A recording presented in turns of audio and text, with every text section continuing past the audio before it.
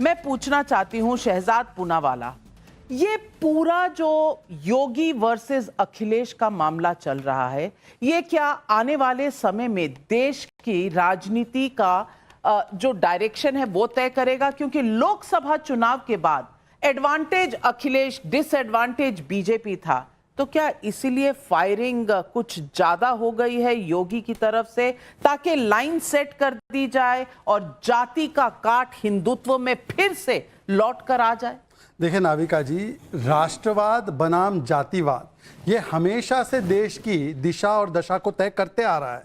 और इसीलिए अगर आप कहती हैं कि योगी बनाम अखिलेश यादव जी ये दशा और दिशा तय करेंगे, हाँ, तो राष्ट्रवाद एक तरफ और जो जातिवादी आधार पर बांटना चाहते हैं वो दूसरी तरफ। मैं पूछना चाहता हूं, आज देखिए आपके ऑडियंस में 11 महिलाएं बैठी हैं, मर्दों से ज्यादा महिलाएं हैं। अगर ये सच में निषाद समाज, दलित समाज, पिछड़े समाज के हितैषी है, तो मोहित खान नाम के एक व्यक्ति ने एक 12 साल की निषाद बच्ची का रेप कर दिया, तो इन्होंने क्या कहा, बच्ची का डीएनए टेस्ट कराओ। और जब मोहित खान के घर पर बुलडोजर चला तो ये छाती, कुर्ते, धोती सब फाड़ने लग गए। तो बताइए कि ये असलियत में अगर पिछड़े समाज के साथ है। दूसरी बात, नेशनल कॉन्फ्रेंस ने कहा है जो आरक्षण जम्मू कश्मीर में दलित समाज को मिलता है, 370 हटने के बाद लाल चौक तक तिरंगा भी लहराता है, पर वहां पर आरक्षण पहली बार मिलने लगा, तो 370 हम बहाल करेंगे, ये इनके साथी ने कहा है। अब इनसे स्पेसिफिकली पूछे क्या वो चाहते हैं कि वहां पे आरक्षण खत्म हो जाए। और आखिरी बात, देखिए इतनी बड़ी बड़ी बातें करेंगे, इनसे केवल एक ही चीज पूछिए कि अगर ये सही मायनों में अपने मुद्दों पर अडिग है,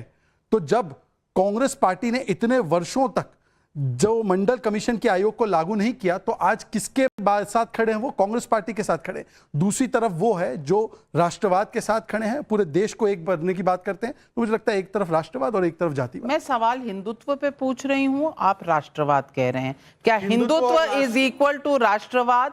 मैं राजकुमार एक वाक्य कह सकता हूं, हिंदुत्व और हिंदू समाज राष्ट्रवादी नहीं है क्या?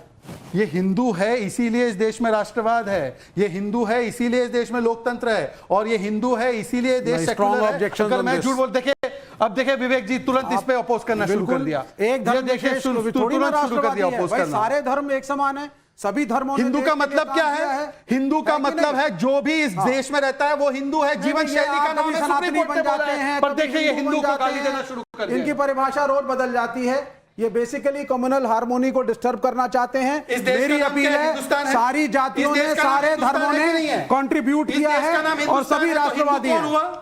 इस देश का नाम हिंदुस्तान है ना? सारे जहां से अच्छा हिंदुस्तान, तो हिंदू ही है। बहुत अच्छी बात है, हिंदुस्तान है, हिंदुओं का स्थान है। देखिए मतलब हिंदू को किस प्रकार से करना है, चल यही इनकी मंशा है, और इसलिए जिन्ना वाली आत्मा है इनमें। चलिए अब मैं राजकुमार भाटी जी आपसे पूछूंगी, ये जिन्ना की बात कहां से आई? जिन्ना मतलब विभाजनकारी। क्या जातियों की बात करना विभाजनकारी रणनीति है, राजनीति है, और क्या इससे देश का भला होगा? क्योंकि अगर आपको जातियों का और जातियों को सशक्त करने का इतना बड़ा प्लान था, तो जिन राज्यों में जाति जनगणना हो चुकी है वहां तो आपने उजागर किया नहीं। तो ये जाति का जो कार्ड लेकर आप बार बार आते हैं, जाति की अपलिफ्टमेंट आप चाहते हैं पूरे देश में, लेकिन 370 वापस चाहते हैं जम्मू और कश्मीर में, जहां जाति जो पिछड़ी जातियां थी उनको कोई मानता ही नहीं था। तो मुझे ये बता दीजिए कि पैन इंडिया पूरे देश के हिसाब से जाति जनगणना सिर्फ एक राजनीतिक कार्ड है जिसे आप खेलना चाहते हैं वोटों के लिए? नहीं, पहला जो आपने बात कही कि जाति का मुद्दा हम उठाते हैं, हम नहीं उठा रहे खाली, ये मुद्दा सैकड़ों साल से उठा हुआ है। जो कुछ जातियों के साथ ये हर जो सजग व्यक्ति होगा, जो जागरूक व्यक्ति होगा, जो बुद्धिजीवी होगा, जिसे जानकारी होगी, वो सब मानेंगे कि हमारी दुर्भाग्य से हमारी सामाजिक व्यवस्था में कुछ लोगों के साथ बहुत अन्याय हुआ है। उन्हें सत्ता से, संपत्ति से, सम्मान से, शिक्षा से वंचित रखा गया है, जानबूझकर वंचित रखा गया है। उन लोगों के हक की बात करना, उन्हें बराबरी में लाने की बात करना आज हम नहीं कह रहे। ये बात बाबा साहब डॉक्टर अंबेडकर भी कह रहे थे, उनसे पहले ज्योतिराव फुले भी कह रहे थे, उनसे पहले पेरियार भी कह रहे थे। ये हमारा संविधान भी कहता है, हमारा संविधान व्यवस्था करता है कि पिछड़े, दलित और आदिवासियों को बराबरी में लाने के लिए उनके लिए विशेष प्रावधान किए जाएं, उनके लिए विशेष सुविधाएं दी जाएं, शिक्षा में भी और नौकरियों में भी। और राजनीति में भी उन योजनाओं को लागू नहीं किया गया है, उनका लाभ इन वर्गों को नहीं पहुंचा है। हम इसलिए ये कहते हैं कि एक बार ये सर्वे हो जाए कि उनकी आबादी कितनी है और शिक्षा संपत्ति सत्ता में वो कितने प्रतिशत हैं। अगर वो कम है तो उन्हें बराबरी में लाने के लिए प्रावधान किए जाएं। दूसरी बात, अगर भारतीय जनता पार्टी जातिवाद की विरोधी है तो भारतीय जनता पार्टी आज कानून लेके आए कि इस देश में किसी को भी जाति बताने पे और जाति पूछने पे दंडित किया जाएगा। जाति व्यवस्था को खत्म कर दें आप। जब बच्चे को एडमिशन दिलाने जाते हैं नर्सरी में, सबसे पहले कॉलम में लिखा जाता है धर्म, फिर जाति। कैसे जातिवाद खत्म होगा? तीसरी बात जो इन्होंने कहा कि तो फिर राहुल गांधी की जाति जब पार्लियामेंट में पूछी गई थी तो अखिलेश यादव एकदम उचक कर खड़े क्यों हो गए थे? वहां जाति पूछना गाली है, बाहर जाति पूछना सही है। भैया देश को एक चीज क्यों नहीं बताते हर्षवर्धन त्रिपाठी जी कि जाति पूछना सही है या गलत है, या राहुल गांधी की जाति पूछना गलत है, बाकियों की जाति पूछना सही है? ये माजरा है क्या? नविका जी देखिए, पहली बात तो ये कि जाति इस समाज की सच्चाई है और यहाँ मैं भाटी जी से बिल्कुल सहमत हूँ कि इस देश में ये व्यवस्था करनी चाहिए कि जाति के आधार पर कुछ ना हो और एक कानून बनना चाहिए। मैं भाटी जी से पूर्णतः सहमत हूँ। अगर आपको आधुनिक समाज बनाना है तो आप उस व्यवस्था पर नहीं चल सकते। लेकिन इसका दूसरा पहलू है, जातीय गर्व होना, जातीय पहचान होना, जाति के आधार पर जो पीछे रह गया उसको हिस्सेदारी देना एक चीज है, जाति के आधार पर किसी से घृणा करना, नफरत करना, जहर फैलाना वो दूसरी चीज है। और तीसरी चीज उससे आगे की है जो योगी कर रहे हैं। नहीं, जो अग्रेसिव हिंदुत्व है। बिल्कुल मैं वही कह रहा हूं। लेकिन आप सोचिए जरा, जब खतरनाक हो जाता है, जब कोई ये कहता है कि जाति का अपराधी है तो उसके साथ खड़े हो जाओ। जब कोई ये कहने लगता है, जब कमलेश सिंह प्रधान का घर टूटेगा बुलडोजर से योगी जी तोड़ेंगे, तब तो कोई नहीं कहेगा ठाकुर का घर तोड़ दिया। जब आजमगढ़ में मुख्तार के करीबी शार्प शूटर ठाकुर का घर टूटेगा तब नहीं कहेंगे। जब आदित्य राणा का 2023 अप्रैल में बिजनौर में एनकाउंटर हुआ तब नहीं कहेंगे कि ठाकुर को क्यों मरवा दिया। लेकिन जैसे ही कोई मंगेश यादव का एनकाउंटर होगा, और तो और विकास दुबे का एनकाउंटर होता है तब भी कहते हैं योगी ने मरवा दिया, तब ब्राह्मण का विरोध। मुझे लगता है इससे बचना चाहिए। और जो सबसे जरूरी बात है, अगर आप ये कह रहे हैं कि जातियों को सम्मान मिले, जातियों को उनका हिस्सा मिले, तो निश्चित तौर पर मिले। तो जब ये कहा जाता है कि भाई जिनको हिस्सा मिल गया, जैसे ब्राह्मण ठाकुर को हिस्सा मिला, वैसे दूसरी भी कुछ जातियां होंगी 75 साल में ना, उनको भी हिस्सा मिले। और इसीलिए जब योगी कहते हैं कि बटोगे तो कटोगे, ये सच है। इसमें कोई कम्युनल एंगल को अगर कोई देखता है तो इसका मतलब कि वो गलत बात कर रहा है। या तो आप इधर बोलिए या तो उधर बोलिए, दोनों के बीच में कैसे पांव रखे चलेंगे? एक तरफ तो आके हम जाति बात करेंगे, दूसरी तरफ ये बात करेंगे। और मैं अजय वर्मा जी आपसे यही पूछना चाहती हूं, सब मिलकर कहते हैं बटेंगे तो कटेंगे, अगर योगी ने कह दिया तो ये कम्युनल भाषा है। अरे भैया, बुलडोजर गोरखपुर की तरफ मुड़ जाएगा 2027 में, ये कौन सी भाषा है? इसमें कोई गलती नहीं नजर आती। योगी बुलडोजर चलाए तो मुश्किल, अखिलेश जी कहें 2027 में गोरखपुर की तरफ बुलडोजर का मुंह हो जाएगा तो वो सही। देखिए, सबके कहने में और योगी जी एक संवैधानिक पद पर हैं और देश के सबसे बड़े प्रांत के मुख्यमंत्री हैं। बटेंगे तो कटेंगे कोई संवैधानिक भाषा नहीं है। और कौन कहता है, इसलिए ये देखना चाहिए कि कहने वाला कौन है। और नाविका जी, आप तो मातृत्व की पहचान है, महिला शक्ति हैं। आज एक देश संसार की महिला शक्ति ने हमारी पार्टी देश में ज्वाइन करी, विनेश फोगाट ने। जब उसको दिल्ली की सड़कों पे देश का जब मेडल लाई थी तो पोडियम पे फोटो खिंचता था। और जब उसको हक मांगा गया उस बलात्कारी लोगों से और उन लोगों से जो मोलेस्टेशन के लिए दोषी थे, तो उसके ऊपर पुलिस ने लाठी मारी गई और उसके साथ पूरे देश ने करा। लेकिन ये भाजपा के लोग उसके साथ थे नहीं। तो ये कैसे चरित्रवान वाली पार्टी और कहते हैं देश हित की पार्टी करते हैं। 2014 में मैं ये शहजाद पूनावाला जी हैं जो देश को चूना मोदी जी ने लगाया। किस चीज का? 2 करोड़ नौकरी देंगे, 15 लाख आएंगे, चप्पल वाला जहाज में जाएगा, अमीर गरीब हो जाएगा। तो वो चूना ऐसा है, शहजाद जी देखो उतर गया वो चूना। और मेरा आपसे अनुरोध है नाविका जी कि मातृत्व की कुछ शक्ति आप सरकार के साथ तो बांटती हैं, अपोजिशन के साथ के लोगों की भी बातें।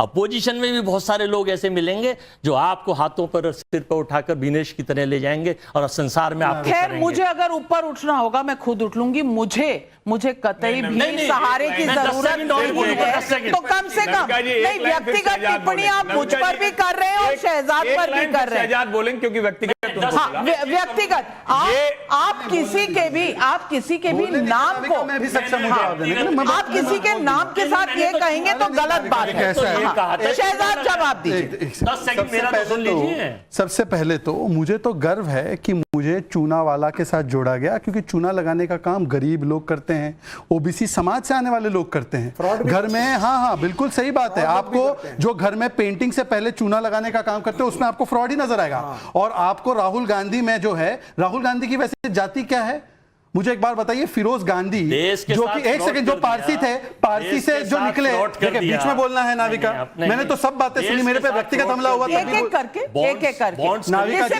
डिसिप्लिन 60 साल देश चलाने वाली पार्टी डिसिप्लिन करेगी। आप अपनी बात खत्म करें, उसके बाद मैं आपको समय दूंगी। मेरे पिता के नाम पर हमला किया गया तब भी मैंने सुना, पर मैंने किसी के बीच में नहीं बोला। अब इतनी क्यों आपको उलझन हो रही है भाई? राहुल गांधी जी की जाति तो वैसे पूछी नहीं गई थी, पर राहुल गांधी जी के जो समर्थक यहां पे है वो ये बताए कि जब दादा पारसी होता है तो पारसी दादा से आज कौल ब्राह्मण कैसे निकला, वो जरा हमको बता दे। हम तो मुसलमान ठहरे, हमको तो पता नहीं, मैं तो चूना वाला हूं, पूना वाला हूं। चलिए छोड़िए, आज केवल विनेश फोगाट की एंट्री नहीं हुई, एक और व्यक्ति की एंट्री हुई। सुनिए क्या कहते हैं वो। ऐसी चीजों में भरोसा मत करो जो चीजें आपको नुकसान पहुंचाती हो।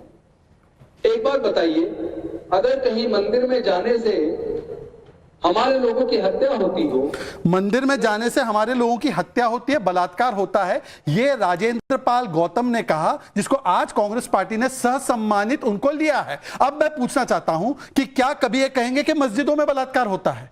मंदिरों में तो बोल दिया बलात्कार होता है। राहुल गांधी ने यह भी बोला था कि लड़की जो चाहते वो मंदिर जाते हैं। और आखिरी बात, तीसरी बात भी सुन लीजिए ना, ये आरक्षण और पिछड़ी जातियों की बड़ी बातें कर रहे थे। मैंने साफ साफ पूछा, जम्मू कश्मीर में वाल्मीकि समाज को पहली बार आरक्षण मिला है, एनसी बोलती है हम हटा देंगे, कांग्रेस बोलती है हम हटा देंगे, उस पर स्टैंड क्या है? कुछ नहीं बोला। मोहित खान ने बलात्कार क्या बच्ची का जो पिछड़ी समाज से, उसके ऊपर क्या स्टैंड है? मोहित खान को निकालेंगे, कुछ नहीं बोला, केवल इधर उधर की बातें करनी है। और आखिरी बात, हिंदुओं में तो जाति जनगणना हो, मुस्लिम समाज में जाति जनगणना होनी चाहिए, पूछिए विवेक श्रीवास्तव से। देखिए नहीं, मुस्लिम समाज में हो जाती जनगणना। अरे पहले शांत हो जाइए, मेरे को बोलने दीजिए। नहीं, मैं बोल देता हूं। इधर उधर भागेंगे। नहीं भाई, पहले तो अजय भाई आपको पहले ही एडवांस में मुबारकबाद हमारी और भाटी जी की तरफ से हरियाणा जीतने के लिए। अब हरियाणा आप जीत रहे हैं, इसलिए पहले तो ताली बजाओ भाई। अजय भाई, विवेक जी ने 1924 की मुबारकबाद दी। गाँव बसा नहीं, मांगने वाले पहले आ गए। ये विवेक जी जो कर रहे हैं ना, आप ये मत कीजिए। कम्युनिस्ट जब ये करते हैं तो उल्टा ही होता है, ये मत कीजिए आप। डब्बा लेकर आप नजर लगा देंगे भैया, नजर लगा देंगे, लेकिन सवाल नहीं, मैं पूछ रही हूँ, मैं ये जानना चाहती हूँ कि मैं सवाल पूछती हूँ योगी आदित्यनाथ पे, सब लोग इधर उधर, यूपी से शुरुआत हुई, हरियाणा चले गए, यहाँ चले गए। अरे भैया, मैं विवेक जी आपके अलायंस के पार्टनर हैं, उन्हें भी समय दे दीजिए। मैं सवाल पूछ रही हूँ, योगी आदित्यनाथ ने एक के बाद एक जो बैटिंग की है वो भारी पड़ रही है अखिलेश जी पर क्या? देखिए, ऐसी बैटिंग करी है कि 2024 में ये हो गए ओपनिंग बैट्समैन। ये बजाओ ताली भाई, इतने ज्यादा सीटें लेकर समाजवादी पार्टी आई है, तो ऐसी बैटिंग करी उन्होंने कि भाई वो क्लीन बोल्ड ही हो गए। नहीं, अभी आप रुकिए पहले, स्थिति बन चुकी है, अभी आगे मिलने से वाला है। ताली भी मंगवा रहे हैं, ताली मारी, वोट तो बनने से रहे, अच्छा रिजल्ट आया, वोट तो मिलने से रहे। अब देखो, you should have a big heart. ऐसा मत बजाओ, तुम ऐसे बजाओ। एक सेकंड, किन्नर समाज हमारे देश का, हमने तो किन्नर अखाड़ा को भी मान्यता दी है। हमारे देश में किन्नर समाज बहुत ही सम्मानित समाज है। यदि राष्ट्रीय प्रवक्ता समाजवादी पार्टी किन्नर समाज का यहाँ पर अपमान करेंगे तो बिल्कुल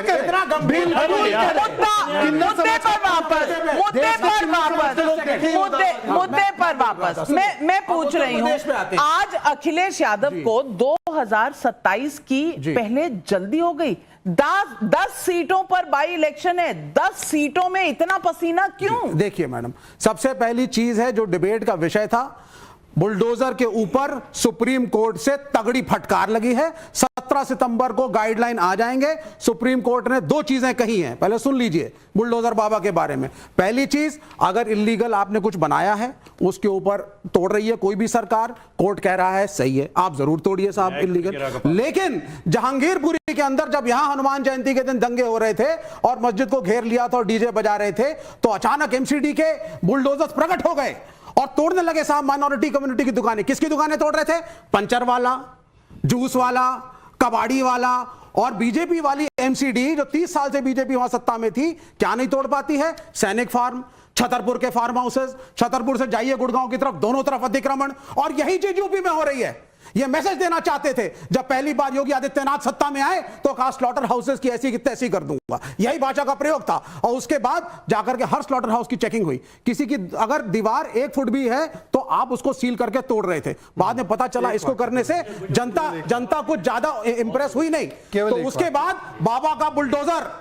नाविका जी, एक व्यक्ति था जिसने एक 8 साल की बच्ची के बलात्कार का समर्थन किया था। समाजवादी पार्टी के लोग हंस सकते हैं, ये जो समाजवादी पार्टी के लोग लाए हैं वो हंस रहे हैं। देखिए, मैं इंटरप्ट नहीं कर रहा हूं नाविका जी, प्लीज कृपया करके कंट्रोल करवाइए। मुझे लगता है कि ऐसे ठीक नहीं है।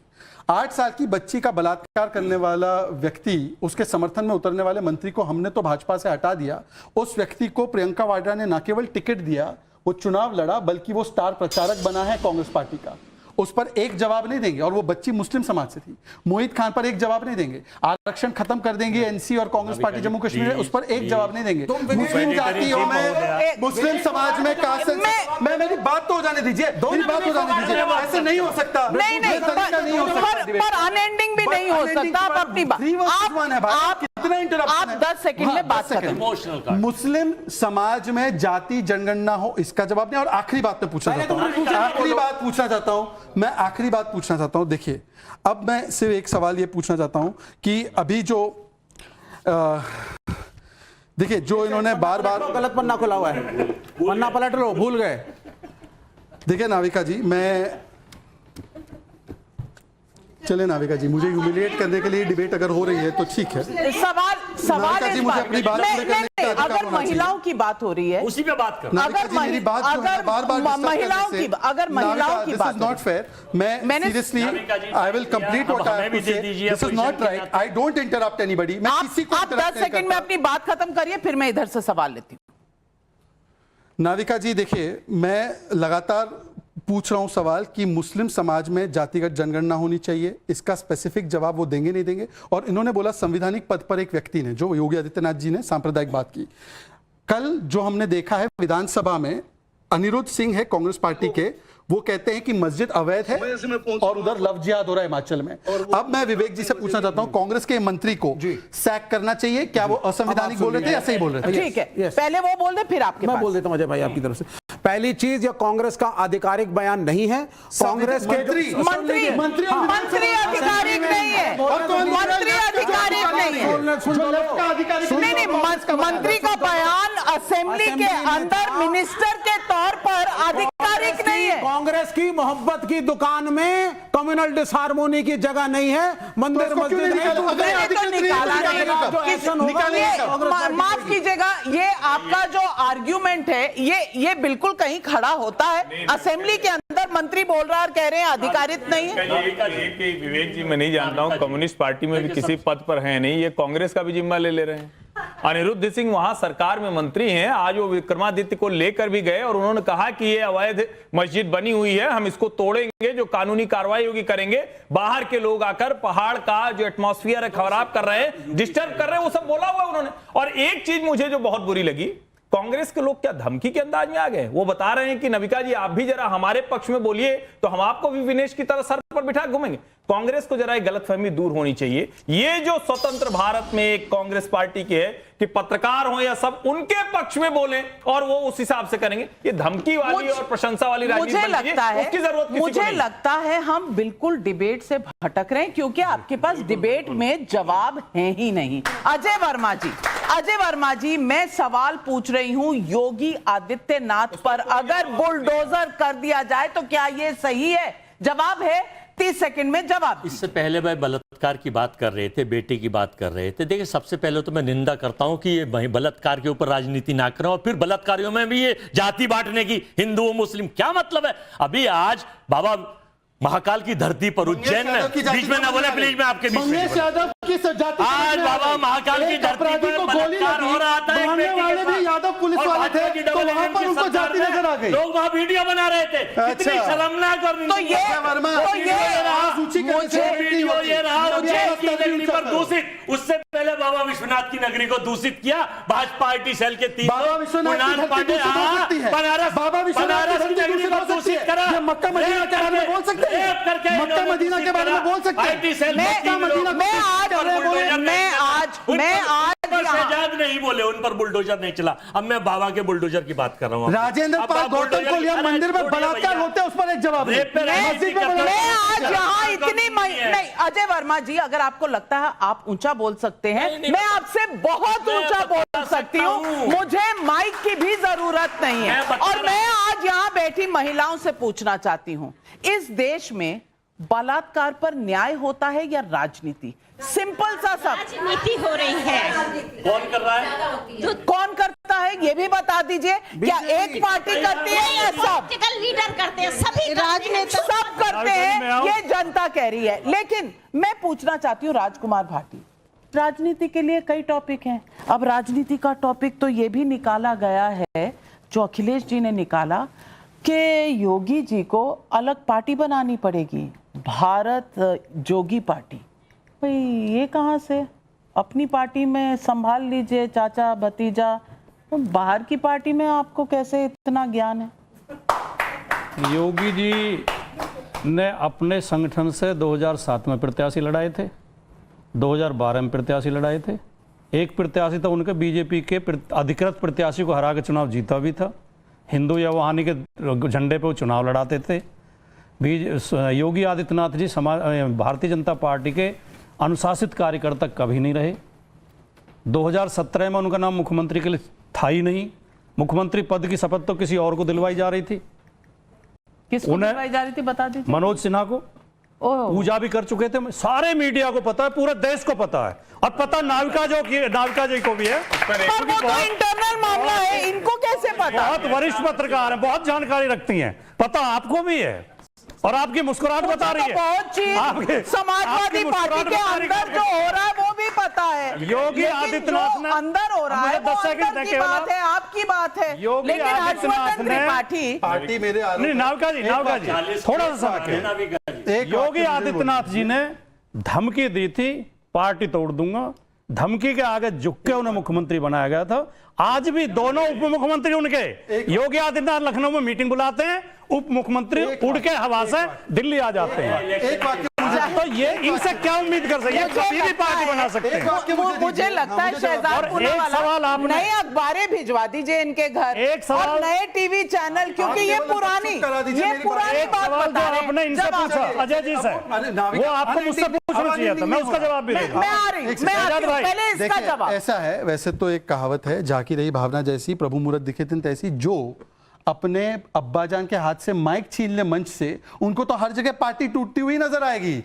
इनके तो वही संस्कार है कि अब्बाजान के हाथ से भरे मंच से धक्का मार के 60-70 वर्ष के एक व्यक्ति को अपना माइक छीन लिया। अब मैंने नाम नहीं लिया, पर विवेक जी और समाजवादी पार्टी के चेहरों की हवाइयां उड़ी हुई नजर आती है। हम तो खुश पता हैं चलता है कि औरंगजेब के बाद अपने अब्बाजान के हाथ से माइक छीनने का काम अगर किसी ने किया तो हम आपका शुक्रिया अदा करते हैं। हम आपका शुक्रिया अदा करते हैं कि अखिलेश जी के अब्बाजान को आपकी सरकार ने सम्मानित किया। बात यह है, तो हम शुक्रिया अदा करते हैं। विवेक जी, कम से कम मैं तो आपने देखे शुरुआत में आपने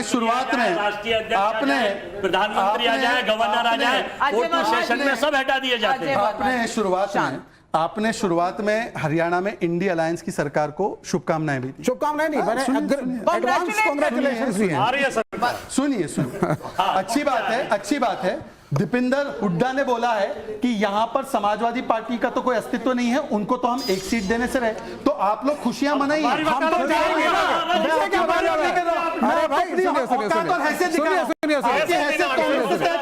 भैया देखो, हम तीनों, अजय भाई डालो शासन करो। सवाल ये भी है भाई, हम तो तीनों इकट्ठे क्योंकि खड़े हैं। भाटी जी, हम तो एक तीनों इकट्ठे मिनट, हरियाणा विवेक जी और अजय जी, नहीं एक सेकंड, नोच रही है, फूट डालो शासन करो, डिवाइड एंड रूल। वो तो आपके लिए, वो तो आपके लिए, क्योंकि आप जितनी सीटें जीते। सुनिए, हरियाणा कांग्रेस को समाजवादी पार्टी की जरूरत है, क्योंकि सपा की तरफ समाजवादी पार्टी का हरियाणा में कोई जनाधार नहीं है।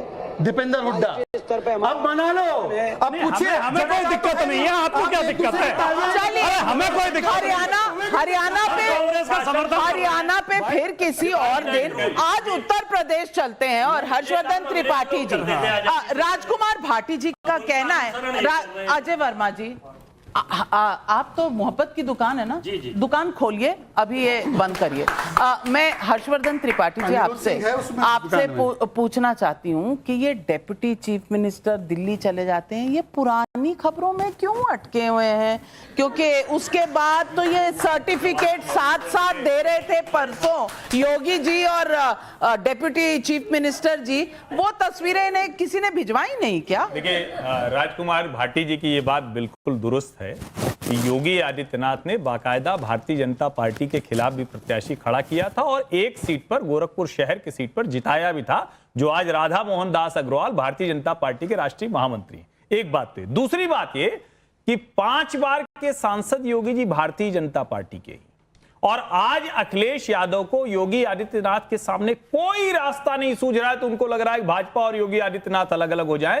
योगी आदित्यनाथ आज की तारीख में जहां पर खड़े हैं, अखिलेश यादव को लग रहा है कि यहां से आगे का रास्ता उनके लिए और मुश्किल हो रहा है। शायद यही वजह है कि उनको एनकाउंटर में भी जाति दिख रही, शायद यही वजह है कि उनको महिला से दुष्कर्म हो, बच्ची से दुष्कर्म हो, उसमें भी जाति हो रही। और सबसे ज्यादा गड़बड़ बात है कि उसमें उनका साथ देने के लिए कांग्रेस नहीं आती। योगी जी के सामने अखिलेश जी का साथ देने के लिए कांग्रेस कभी नहीं आती है, और शायद उनको लग रहा है कि अब योगी आदित्यनाथ तो शायद थोड़ा आगे निकल गए, तो अब अलग हो तो कुछ हो, लेकिन यहां तो भारतीय जनता पार्टी ने उनको अलग करने को तैयार है। क्या 2 महीने चला सवाल चीफ मिनिस्टर का, वो वहीं के वहीं है। सवाल यही मैं पूछना चाहती हूं कि क्या अखिलेश यादव को जीतने के लिए उत्तर प्रदेश में 2027 में भाजपा को और योगी को अलग करना पड़ेगा?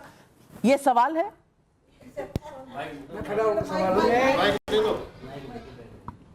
मैं एक भारत का वो किसान हूं जो आपकी डिबेट जो पूरे देश में दिखाई जाती है और डिबेट को सुनते हैं, और आपकी डिबेट मुद्दे पर सवाल करता हूं। मुद्दे पर सवाल। अभी चुनाव आया है, चुनाव में हर पार्टी जो है ना, जो डिबेट हो रही है, किसान के ऊपर कोई डिबेट नहीं है, किसान की कोई बात नहीं है। जब किसान के दर्द को नहीं समझोगे आप, इतनी बहस जो हो रही है, इसमें एक बार भी मेरे देश के गरीब किसान का कहीं भी कोई पॉइंट उभर के नहीं आया। आप राजनीति पर लड़ते हो तो देश का जो अन्नदाता है उस पर भी कोई 2 शब्द कह के उसके भी बहुत सही सवाल। भाटी जी मुझे वो कह रहे हैं कि किसान का मुद्दा नहीं उठते। किसानों की बात कर रहे हैं, बिल्कुल सही कर रहे हैं। 25,000 करोड़, अभी आप बोलने दीजिए, बीच में मत बैठ जाइए। 25,000 करोड़ बजट हुआ करता था, आज 1,25,000 करोड़ बजट है। जो 3 लाख करोड़ एमएसपी देते थे, आज 11 लाख करोड़ केवल धान और चावल के लिए, केवल धान और गेहूं के लिए, दिया जाता है। सुनिए, और अनशन करके, एजिटेशन करके किसानों का बिल वापस करवाया। प्रधानमंत्री को राजीव जी ऐसे ही करना था तो पहले ही बताते पहले वो अपनी बात कर लें, आपको समय देंगे। शहजाद जी, अजय वर्मा जी, डिसिप्लिन जो आपने सीखा नहीं 60 साल की सत्ता में, जवाब आपको लगता है किसानों पे मैं बात कहना चाहता हूं। नहीं, आपने सवाल पूछा, पहले जवाब तो सुन ले। जवाब दीजिए। 2006 में स्वामीनाथन कमीशन की रिपोर्ट आई, 2014 तक लागू क्यों नहीं हुई, और जब लागू हुई तो स्वामीनाथन जी ने प्रेज भी किया मोदी जी को, और स्वामीनाथन जी को भारत रत्न देने का भी काम हमने किया, चौधरी चरण सिंह जी को भी भारत रत्न देने का काम किया हमने, एग्रीकल्चर बजट बढ़ाया, और आज जिस प्रकार से एमएसपी हमने सब जगह बढ़ाया। 1200 किसानों की आत्महत्या कर्नाटका में हुई, एक शब्द नहीं बोलेंगे। पंजाब में आज पेट्रोल डीजल का भाव बढ़ा है, एक शब्द नहीं बोलेंगे। कर्नाटका में डीजल का भाव बढ़ा है, एक शब्द नहीं बोलेंगे। उससे किसान जो आंदोलन कर रहे थे उनको खालिस्तानी किसने बोला? एक सेकंड उनको नक्सली किसने बोला? इन्होंने बोला। 800 किसान इन्होंने मारे। फिर प्रधानमंत्री आकर के हाथ जोड़ के माफी मांगते, बिल वापस लेते हैं। किसानों को बलात्कारी कह दिया। सवाल ये है, बताइए कितनी शर्मनाक बात है। ये है, हर चीज आप लोग तो जीत चुके हैं, लेकिन बैठे अब भी विपक्ष में है। और फिर तीनों चक्कर क्या है, काले मर्ज कानून क्या वापस है होंगे। भाई? आप तो ऐसे एक सेकंड, तीनों काले कानून की बात है ना, एक सेकंड।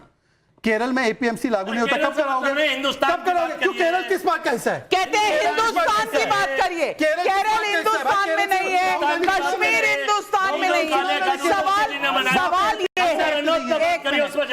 है, बलात्कारी बता दिया, कंगना रनौत पर उनको जो बीजेपी से झाड़ पड़नी थी पड़ चुकी है। उससे नहीं होना, वहां पहले रैपट मार दो किसी के गाल पे, अभी सॉरी बोल दो। मुझे लगता है कि अजय वर्मा जी झूठ बोलते हैं, चिल्ला चिल्ला के बोलते हैं, बार बार बोलते हैं, ऐसे ही बोलते हैं ना, ये बंद कर दीजिए। कंगना रनौत ने स्पष्ट तौर पर कहा कि वहां पर लाशें थी, क्या उस दलित को नहीं मारा गया था सिंघू बॉर्डर पर? क्या किसान आर्मी के कैंप में क्या बलात्कार नहीं हुआ था?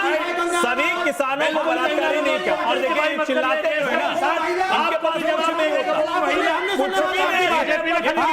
बीजेपी ने खंडन कर दिया, तुम ज्यादा बड़े बीजेपी से खंडन कर दिया। कोई तथ्य तर्क नहीं है, ये किसी भी बात को। अरे बीजेपी खंडन करे, आप बलात्कारी कहने वाले, आप भी किसान विरोधी पत्रकार हैं, आप किसान विरोधी पत्रकार हैं।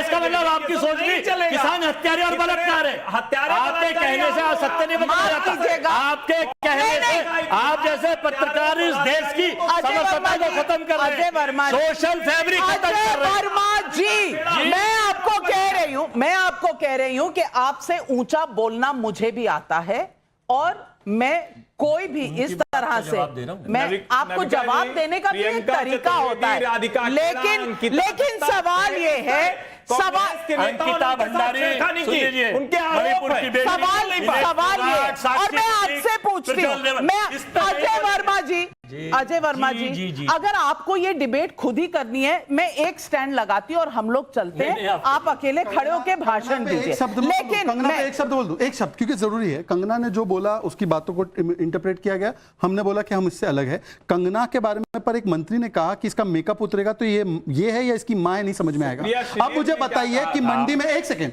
महिलाएं यहां पे बैठी हैं, कंगना का मेकअप उतरेगा तो पता नहीं चलेगा कि ये कंगना है या उसकी मां है। ये कांग्रेस के मंत्री ने किया, लड़की हूं लड़ सकती हूं कहने वाले। अब बताइए कि उन्होंने एक कार्रवाई नहीं की, उन्होंने बोला सही बोला कंगना पे। और ये भी कहा गया मंडी में आजकल भाव क्या चल रहा है, ये कंगना रनौत के बारे में कहा गया। और ये बात करते हैं महिला रक्षा की। एक मिनट अजय वर्मा, सवाल आपसे है कि इस तरह की भर्ती, इस तरह की भर्ती, भारत की महिला है, इसलिए कठुआ की महिला नहीं है इस देश की। अजय जी, कर्नाटक की महिला प्रिंसिपल लेवल इस स्टूडियो में ना, मोदी के हाथ मजबूत इस स्टूडियो में मेरा डिसिप्लिन चलता है। 3000 वीडियो में अजय वर्मा जी, इस स्टूडियो में नहीं, माफ कीजिए, अगर पब्लिक का शो है तो पब्लिक सवाल पूछेगी और बीच में कोई नहीं बोलेगा। किसी की इतनी हिम्मत नहीं है कि पब्लिक के सामने बोले। मैं आपसे सवाल पूछती हूं, प्रियंका चतुर्वेदी कांग्रेस पार्टी से किस लिए निकली? 8 लोगों ने उसके साथ अभद्र टिप्पणी की, अभद्र व्यवहार किया, सस्पेंड हुए और वापस आ गए। उसके बाद राधिका खेड़ा निकल गई, उसके बाद अंकिता दत्ता, कांग्रेस की बीवी श्रीनिवास पर आरोप लगाया था। अभी केरल में मैं कह रही हूं, कलकत्ता पर इस देश में आक्रोश इतना था, एक ट्वीट आया और कलकत्ता की बात कठुआ से जोड़कर ट्वीट आया राहुल गांधी का, और किसी के मुंह से कुछ नहीं निकला। क्या ये इस देश के संविधान के हिसाब से चल रहे हैं, इस देश के पब्लिक सेंटिमेंट के हिसाब से चल रहे हैं? मैं ये सवाल पूछती हूं आपसे। मेरा सवाल है, ये हमारे भाई हैं बीजेपी के प्रवक्ता, आप मेरी तरफ बात कर रहे हैं ना। ये पूरी दिल्ली में देखा है कि बीजेपी कितना महिला को सम्मान करती है। पूरे हिंदुस्तान ने देखा है दिल्ली में कि बीजेपी क्या महिला को सम्मान करती है। मैं बात करता हूं, जो अभी हमारे भाई, मैं इनसे पूछना चाहता हूं, जो ये जाति और धर्म की जो राजनीति हो रही है, मैं जब से बीजेपी की सरकार आई है, जब से एक जातियों को लेकर, धर्मों को लेकर टारगेट किया जा रहा है। मैंने एक सोशल मीडिया पे सुना माननीय मुख्यमंत्री जी का बयान कि एक घटना हो जाती है, उस घटना पे सदन में माननीय मुख्यमंत्री, जो कि उत्तर प्रदेश के मुख्यमंत्री हैं, वो ऐसी भाषा का प्रयोग करते हैं, एक जाति को लेकर टिप्पणी करते हैं कि ये लोग यादव हैं या ये लोग मुस्लिम समुदाय से हैं क्या भाषा है ये मुख्यमंत्री जी? चलिए क्या जवाब भाषा है ये? जवाब सुनेंगे, आप जवाब सुनेंगे ना? जवाब सुन, हाँ, जवाब जी सुनने। नहीं, पहले जवाब सुन। 2012 में समाजवादी पार्टी ने अपने मैनिफेस्टो में लिखा था मुस्लिम आतंकियों को छोड़ेंगे। शुरुआत की थी अखिलेश यादव ने और कोर्ट ने कहा था कि आज आपने आतंकी छोड़े तो कल पद्मश्री देंगे। तब आपकी जुबान पे नहीं आया। आप जाति नहीं सुन लीजिए, अरे भाई सुन लीजिए ना, अब सुन लीजिए ना, अब सुन लीजिए ना। क्यों मुस्लिम होगा तो आतंकी छोड़ देंगे आप? नहीं, मुस्लिम होगा तो आतंकी छोड़ देंगे आप। और सुनिए और सुनिए और सुनिए और सुनिए और सुनिए और सुनिए और सुनिए और सुनिए और सुनिए। भाई साहब आप सुन रहे हैं ना? कश्मीरी पंडितों के साथ जो हुआ वो आतंकवाद मानते हैं आप? मानते ना? नहीं मानते? नहीं मानते। मतलब देखिए, हिंदू आतंकवाद होता है पर कश्मीरी पंडितों के साथ जो हुआ वो आतंकवाद नहीं है। और यही दिखाता है ये किसके साथ आए हैं, किसके लिए सवाल पूछ रहे हैं। सवाल भाटी जी, पंडितों के साथ सवाल भाटी जी मैं आपसे भी पूछूंगी, सवाल भाटी जी मैं आपसे भी पूछूंगी जाति के हिसाब से। नहीं, आपका एक सवाल हो गया, एक नहीं, एक कश्मीरी पंडितों के साथ आतंकवाद लेडीज फर्स्ट बताइए जी, कश्मीरी आपका पंडितों के सवाल साथ आतंकवाद नहीं हुआ? मुझसे पूछो तो मैं बताऊंगा। जाति पे कह रही हूँ, जाति अब रही कहाँ है? देखिए, मुस्लिम की बात करो, मुस्लिम के साथ अन्याय जातियों के साथ होते थे, उन्होंने ईमान लाए, वो मुस्लिम बन गए, तो जाति व्यवस्था रही नहीं वहां। तो अब सुनिए, SC और ST उनको स्पेशल प्रिविलेज दे दिया। वो सभी तो एक हैं, SC ST सब तो एक है, उनमें ये थोड़े वाल्मीकि हैं या यादव हैं। अब आए बैकवर्ड भी सब एक है क्योंकि बैकवर्ड है। और रहे ब्राह्मण की तो ये हालत है, फिल्मों में देख लीजिए, बातों में देख लीजिए, ए पंडित इतनी बुरी तरह व्यवहार करते हैं जैसे हमने ब्राह्मणों ने ही, सुनो, ब्राह्मणों ने ही सारे देश को लूट लिया, हम ही खा गए। एक मिनट, अभी आएंगे। सवाल क्या है आपका? सवाल क्या है नाविका जी? अगला एक सवाल है, अभी कनागत आएंगे, आप पंडितों को ढूंढते फिरेंगे। एक अभी ऐड आया है, 40-50 हजार नौकरियां हैं जिसके अंदर सवर्ण सफाई कर्मचारी का काम करने को तैयार हैं। कहाँ है जाति व्यवस्था? सवाल है भाटी जी जवाब देंगे, भाटी जी जवाब देंगे। नहीं, बहन जी के सवाल में ही जवाब छिपा है। सवर्ण जातियां सफाई कर्मी का काम करने को तैयार हैं, यानी जुल्म हो गया। आप कुछ जातियों पे थोपना चाहते हैं ये काम भी जाति करेगी। जो सीवर में उतरते 500 रुपए के लिए सीवर में कूद जाते हैं, उनमें से बहुत लोगों की मौत हो जाती है, वो एक ही जाति के लोग होते हैं, ये सबको पता है।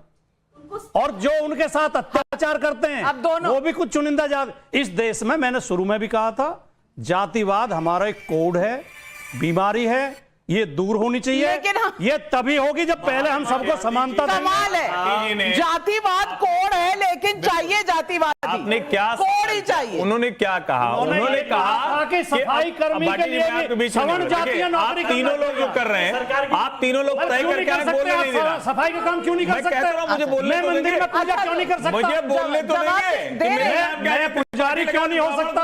आप सफाई कर्मी क्यों नहीं हो सकते? एक पंडित को बोलने नहीं दे रहे, सारी जातियां महान हैं, को बोलने नहीं दे रहे। एक बेचारा पंडित। अब मैं तो पत्रकार था, इन्होंने मुझे पंडित बना के भाटी बोलने नहीं दे रहे। और मैं मानता हूँ एक ज्यादा त्रिपाठी जी बोल ले। मैं मानता हूँ भाटी ज्यादा ताकतवर है, लेकिन सवाल क्या है? सवाल ये है, जो बहुत गंभीर सवाल उन्होंने पूछा। अब एक मिनट, उन्होंने कहा सवर्ण भी सफाई कर्मचारी की लाइन में लगा है। उन्होंने ये नहीं कहा कि वो नहीं कर सकता। इसका मतलब आप समझिए, वो यही कह रही हैं कि जाति व्यवस्था का आज कोई मतलब नहीं है शहरों में। और मैं तो कहता हूं कि यहां जितनी सोसाइटी है, जरा उसके सिक्योरिटी गार्ड खोज लीजिए। और क्या कहीं वो जो सीवर में उतरता है वो न भाटी होता है न त्रिपाठी होता है, क्योंकि भाटी के पास भी बहुत जमीन है और त्रिपाठी करता नहीं था। अब सब मशीन से होगा, किसी को भी हाथ नहीं लगाना चाहिए। किसी भी जात का व्यक्ति सीवर में उतरे, ये हमारे समाज पर धब्बा है, कलंक है। हर जाति को सम्मानजनक काम करने का अधिकार है। बिल्कुल। और मैं पूछना चाहती हूँ, जहर को काटता है लेकिन कीचड़ को नहीं धो सकता। और विवेक श्रीवास्तव जी, मेरा यही मानना है कि बांग्लादेश में हिंदुओं के साथ कुछ हो तो जिस तरह के शब्दावली आती है कि जो अलग तरह के सोचने वाले फला ढिमका, अरे भाई तब तो आपको चिंता नहीं होती। लेकिन अगर जाति आ जाए, मंगेश यादव जिसे माफिया कहा जा रहा था, एनकाउंटर सही नहीं है, लेकिन एनकाउंटर को गलत कहिए तो आपको बहुत से एनकाउंटर को गलत कहना पड़ेगा, लेकिन सिर्फ यादव के एनकाउंटर को गलत कहना क्या ये सही है? सिर्फ ये जानना चाहती हूँ। देखिए, समाज के अंदर जो दलित है, जो पिछड़ा है, वो कमजोर है, ज्यादा अत्याचार इन्हीं कम्युनिटीज के खिलाफ होता है जो सशक्त। वो समय गया नहीं है। और ये बेशक जितना मर्जी बैकग्राउंड बना ले शहजाद पूनावाला रिजर्वेशन के खिलाफ, इस देश में करण को, सुन लीजिए एक मिनट, इस देश में करण को सूतपुत्र कहा गया। मेरी बारी है, आप डिस्टर्ब मत करो। यही लोकसभा चुनाव में मत बोलिए, आप कम्युनिस्टों की बड़ी खराब आदत है, मत करिए। आप मेरे पास आखिरी 30 सेकंड, मेरे पास आखिरी 30 सेकंड है।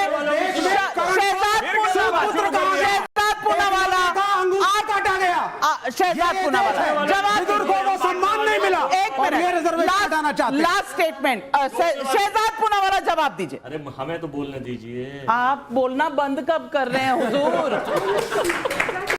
पूरे शो में यही बोले। SC/ST समाज का उद्धार होना चाहिए ना। आप रिजर्वेशन के खिलाफ हैं? लीजिए, अभी फिर अब मैं बोलूं अपनी बात पूरी। आपके हिसाब से आपको ऐसे देश में जातिवाद था या नहीं? झूठ बहुत बोलते हैं। ये बैकग्राउंड जो बन रहा है, नाविका, मैं ऐसे डिबेट नहीं करता। आप जवाब दीजिए, आप जवाब दीजिए। विवेक, ओके, आप बोलो जवाब। 30 सेकंड। SC/ST के रिजर्वेशन को जामिया और AMU में खत्म किसने किया? ये मेरा उत्तर नहीं है। कांग्रेस ने दिया। आप चाहते हैं रिजर्वेशन हटे या नहीं? उत्तर आपके हिसाब से नहीं आएगा। माफ कीजिएगा,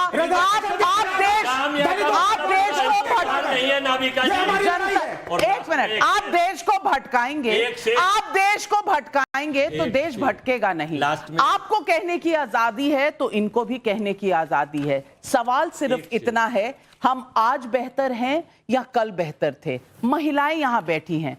उत्तर प्रदेश, आज आप महफूज फील करती हैं या पहले भी?